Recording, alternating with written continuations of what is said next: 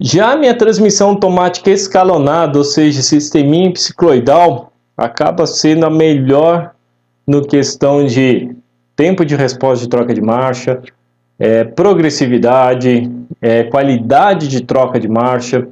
Ela acaba unindo muitos mundos aí e a gente vai entender o porquê. O mecanismo dela de funcionamento é totalmente diferente da caixa manual que a gente viu até agora. Eu gosto de colocar essa foto em corte porque a gente já começa a ver algumas partes, como o conversor de torque, o sistema lock-up e o sistema de engrenagens hepsicoidais que fazem as marchas. Então, transmissão automática escalonada com sistema hepsicloidal. O sistema hepsicloidal é um conjunto de engrenagens que eu sempre vou ter um anel externo, uma engrenagem solar e as planetárias. Eu vou mostrar mais em detalhes aí para frente, mas é um sistema que é extremamente eficiente, extremamente robusto e compacto. Foi utilizado durante muito tempo, mesmo lá durante a Revolução Industrial. 1800 bolinha, já se tinha sistemas hepsicloidais para variar rotações de trabalho de máquinas de tecelagem, extremamente eficiente, muito bacana de utilizar, e isso aí foi implementado no carro.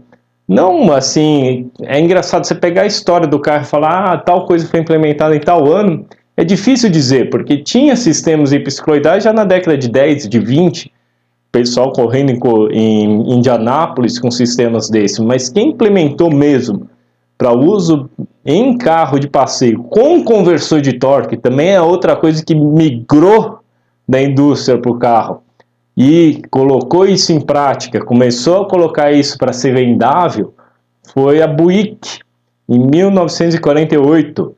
Na verdade, primeiro foi utilizado o Oldsmobile, né, em 1940, e a Buick que tornou isso aí mais popular com conversor de torque e engrenagens planetárias.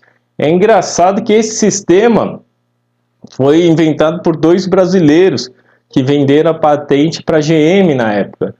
Diz a lenda que essa patente tinha duas condições, ou uma certa quantia em dinheiro, ou uma assim, um dinheiro fixo, vende a patente para mim e você fica com e eu uso ar de eterno, ou também tinha um conceito de eu te dar tantos dólares por carro vendido, e parece que eles optaram pela primeira opção. Se tivesse optado pela segunda, capaz de terem ficado mais ricos ainda, né? Mas é um sisteminha muito inteligente, com duas marchas, conversor de torque. A gente vai entender que conversor de torque é uma maravilha em termos de progressividade, né, de acoplamento e rotações. Então eu não preciso ter tantas marchas com ele se eu não estou muito preocupado com a eficiência. E com isso é um conceito que é utilizado até hoje, de tão eficiente que é, de tão bom que é. E quais seriam as principais vantagens? Eu tenho conforto para o motorista, porque eu não tenho que ficar trocando marcha, não tenho pedal de embreagem, não tenho nada disso. Tenho conforto para os passageiros, porque as trocas são extremamente progressivas e lineares. Quando o carro é muito bem acertado nisso aí, que hoje a gente tem eletrônica, você nem percebe a troca de marcha de tão progressivo que é, com o casamento do motor e rotação, torque, etc. Tenho partidas muito mais seguras e principalmente eu não tenho problema de superaquecimento, de ficar patinando. Óbvio, até certo limite, como o acoplamento é por óleo, a gente vai ver direitinho como funciona o conversor de torque. Se eu ficar muito tempo, eu esquento o óleo e perco o óleo. Mas eu não tenho aquele problema de eu estar numa rampa e queimar a embreagem, como num carro de transmissão manual. No caso aí, se eu quero, por exemplo, desenvolver um guincho que eu vou puxar grandes caminhões de rodovias, vou rebocar esses grandes caminhões pesados. É muito mais interessante eu fazer um sistema de acoplamento conversor de torque, transmissão automática, porque eu não tenho o risco do meu operador ficar em função do meu operador para ver se ele não vai queimar a embreagem ou não. Se o meu operador não é bom, dá-lhe embreagem indo para o beleléu. Que tipo de veículo que sofre muito? Ônibus urbano e caminhão de lixo? Se parar para pensar, seriam dois veículos que eu precisaria realmente ter uma transmissão automática com conversor de torque escalonada. Porque eu sempre paro, acelero, paro, acelero, paro, acelero. isso joga uma carga, uma temperatura enorme na minha embreagem. Então você conversa com o pessoal que trabalha com caminhão de lixo, você vê que a embreagem dura 3.000 km, 5.000 km, porque não suporta, é um desgaste tremendo. E a grande vantagem ainda para ônibus urbano, o grande senão, como a gente comentou ali na transmissão manual, o sincronizador da transmissão manual de um ônibus ele é extremamente parrudão, as engrenagens são parrudas, então demora para trocar a marcha.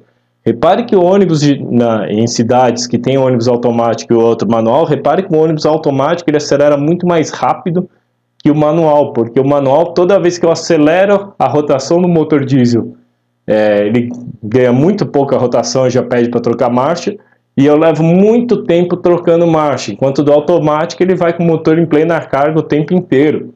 Com isso eu acelero o ônibus mais rápido. E não tem problema de estar com aquele ônibus lotadão numa ladeira e eu tenho que sair com ele, eu não tenho risco de queimar a embreagem, não depende da habilidade do meu motorista. Com isso, a minha durabilidade é enorme, porque principalmente na parte de acoplamento, onde eu tenho um escorregamento, que é o papel da nossa embreagem, eu não tenho um contato físico, eu não tenho atrito, eu tenho um acoplamento hidráulico, e com isso a durabilidade do sistema é enorme. A grande maioria dos carros de transmissão automática tem a vida da transmissão automática atrelada à vida do carro. Então você nunca, teoricamente, precisaria trocar a transmissão, o carro se desfaz antes. Quais seriam as desvantagens?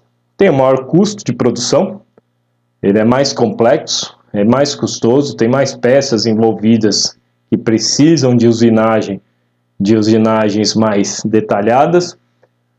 Tem um consumo de combustível maior, e aí eu coloquei um depende, porque as transmissões automáticas atuais estão extremamente eficientes, bem perto das transmissões manuais, e eu consigo colocar um monte de marcha, com isso aumenta a eficiência, e também desempenho menor, entre aspas, porque se atrelava muito desempenho pior no passado, conversor de torque patinando, a gente vai entender, mas ele patinando e perdendo eficiência. Realmente, quando ele está patinando, eu tenho perda de eficiência.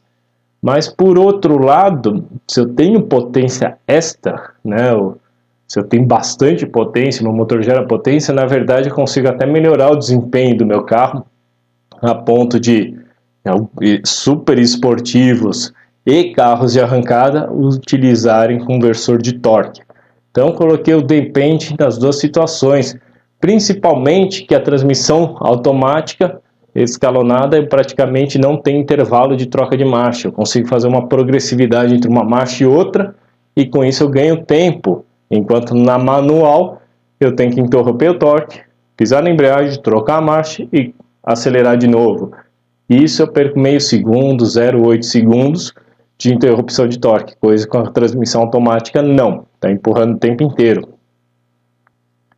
Eu gosto bastante de colocar esse desenho da apostila do Argashoy, que é justamente um corte transversal aí de cada componente da transmissão. Eu circulei os principais, né?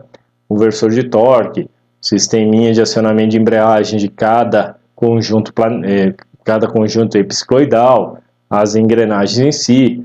Temos também o cárter da transmissão, onde fica acumulado óleo, tem o bomba, e por aí vai, né? Mas é um tipo de desenho que no começo assusta, mas depois, quando a gente segmenta cada partezinha dessa transmissão, você começa a entender ele como um todo.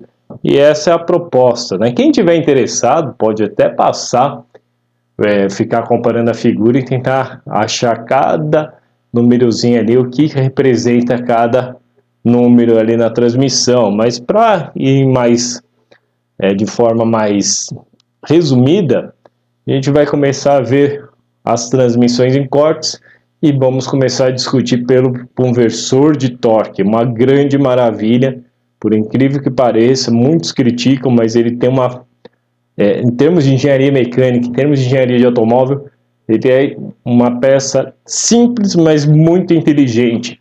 E hoje em dia é utilizado até em transmissão CVT, a gente vai ver como que funciona isso daí.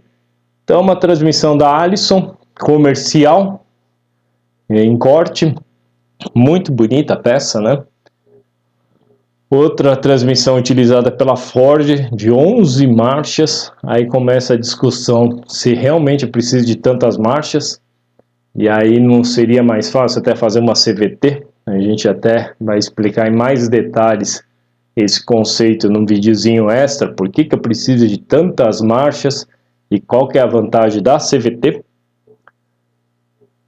Olhando em outro ângulo, né, o desenho esquematizado da transmissão de 11 marchas da Ford, então eu consigo ver o conversor de torque e todo o sisteminha de hepsicoidal.